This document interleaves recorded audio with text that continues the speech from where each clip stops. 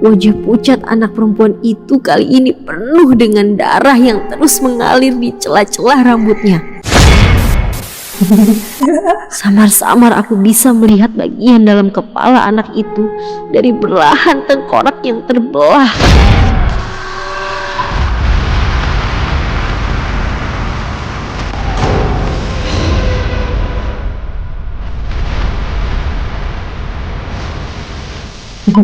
Para korban tabrak lari. Aku biasa memanggilnya Pak Don. Nama lengkapnya Mardono. Pria tua namun masih terlihat semangat mengais rezeki. Pak Don adalah seorang driver motor ojek online. Dia biasa mangkal di ujung gang rumahku, duduk bersandar pada batang pohon sambil menunggu orderan datang melalui handphonenya. Hari ini entah kenapa aku malas sekali mengendarai si Japrut, motor metik kesayanganku. Akhir-akhir ini si Japrut sering ngadat. Susah banget nyalahnya. Alhasil aku harus naik ojek untuk berangkat ke kampus. Biasanya aku jalan kaki dulu sebentar ke ujung gang buat nemuin Pak Mardono. Kalau Pak Don kebetulan lagi ada, biasanya aku langsung order tanpa lewat aplikasi. Dari kejauhan, aku melihat Pak Don sedang duduk bersandar pada batang pohon. Tapi kali ini ada yang aneh. Pak Don tidak sendiri. Ada anak kecil yang bersembunyi di balik pohon itu. Anak kecil itu perempuan, kisaran umur 7 tahunan. Rambutnya dikepang 2. Dia mengenakan gaun yang biasa dipakai anak perempuan ketika merayakan pesta ulang tahun. Tapi anehnya, warna kulit anak perempuan itu sangat pucat. Aku melihatnya lebih ke putih kebiru-biruan. Anak kecil itu mengintip dari balik pohon untuk mengamati Pak Don yang sedang fokus dengan handphonenya. Neng Devita, ngagetin aja kayak hantu. Pak Don terlihat kaget dengan kedatanganku yang tiba-tiba. Aku melihat anak perempuan itu dengan cepat bersembunyi di balik pohon dan entah kenapa tak muncul lagi. Lah, si Neng malah ngelamun, tegur Pak Don padaku. Aku tersadar dan mencoba bersikap biasa saja di depan Pak Don. Iya nih Pak, maaf, maklum lagi banyak tugas kuliah, ucapku sambil cengengesan. Anterin saya ke kampus yuk Pak. Tapi biasa ya, saya males pakai aplikasi, nanti saya lebihin deh, lanjutku kepada Pak Don. Pak Don terlihat senang lalu bangkit berdiri dan berjalan dengan semangat menuju sepeda motornya. Sementara aku masih diam tak bergerak sambil menatap pohon dengan penuh rasa penasaran. Neng, ayo! Teriak Pak Don yang sudah duduk di atas sepeda motornya. Aku yang tersadar bergegas menghampiri Pak Don. Lalu sepeda motornya yang kami tumpangi melaju pergi meninggalkan pohon tersebut. Selama perjalanan, Pak Don seperti biasa selalu curhat tentang sepinya orderan di masa pandemi ini. Sementara aku masih memikirkan anak perempuan itu siapa. Siapa ya dia? Manusia atau hantu? Pikirku dalam hati. Tiba-tiba Pak Don menghentikan laju motornya dengan mendadak. Aku yang sedang melamun tersentak sangat kaget. Ya ampun, hati-hati dong Pak, teriakku yang panik. Maaf Neng, maaf. Tadi perasaan saya kayak lihat ada banyak orang gitu yang mau nyebrang sambil gotong-gotong keranda mayat, jawab Pak Don yang tak kalah paniknya.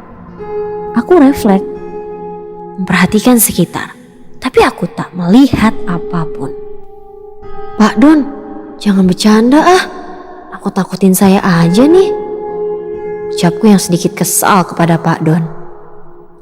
Demi Allah Neng, barusan saya lihat kok, sumpah deh. Jawab Pak Don yang mencoba meyakinkanku. Aku hanya diam. Aku yakin Pak Don tak pernah bohong.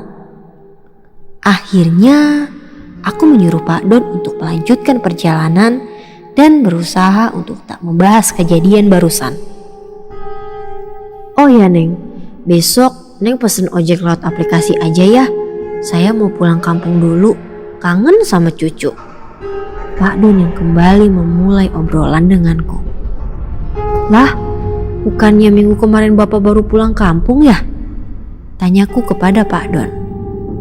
Iya nih Neng, tapi gara-gara tadi pagi saya nolongin anak kecil yang korban tabrak lari itu ke rumah sakit. Saya jadi ingat cucu saya Neng di kampung. Jawab Pak Don. Anak kecil? Tanyaku yang gugup. Iya, anak kecil. Perempuan sekitar umur 7 tahunan gitu Neng. Marah pokoknya. Gak tahu deh tuh anak selamat atau enggak. Mudah-mudahan sih selamat. Kasian soalnya masih kecil. Pak Don yang coba menjelaskannya kepadaku. Aku tertunduk. Teringat anak kecil yang aku lihat di balik pohon tadi. Apa jangan-jangan tak sengaja tatapanku mengarah pada bagian pinggang Pak Don. Aku melihat ada bekas bercak darah yang masih menempel di jaket yang dikenakan Pak Don. Aku seketika merinding.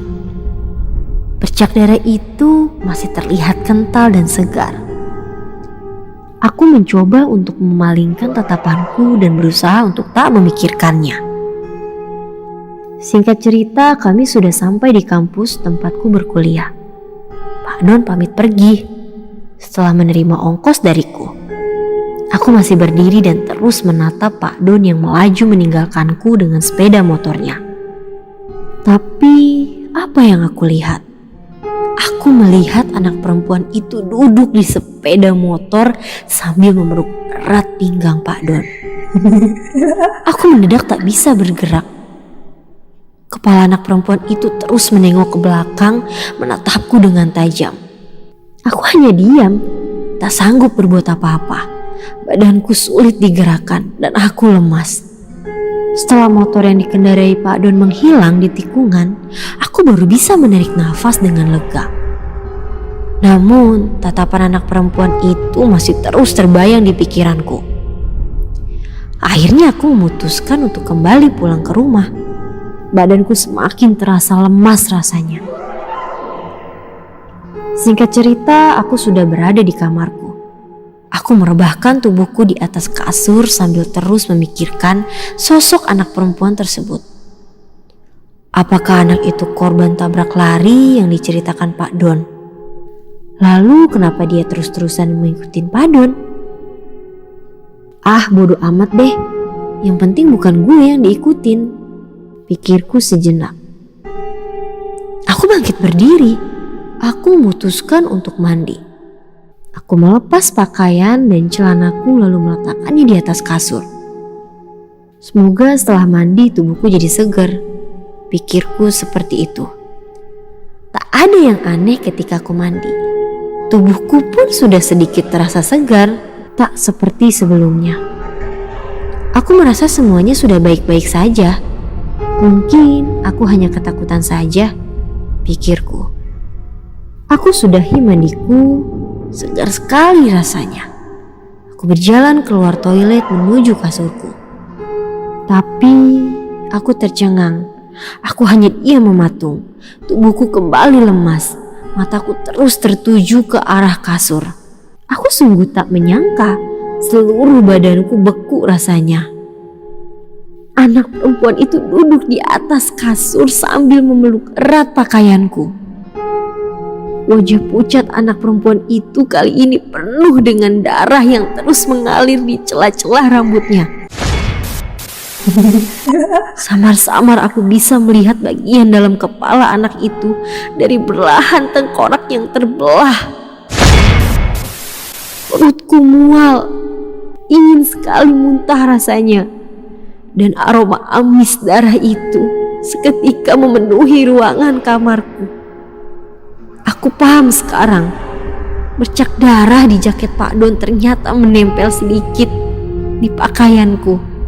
Aku baru menyadarinya sekarang. Dan ya Tuhan, anak kecil itu tiba-tiba menoleh tajam ke arahku.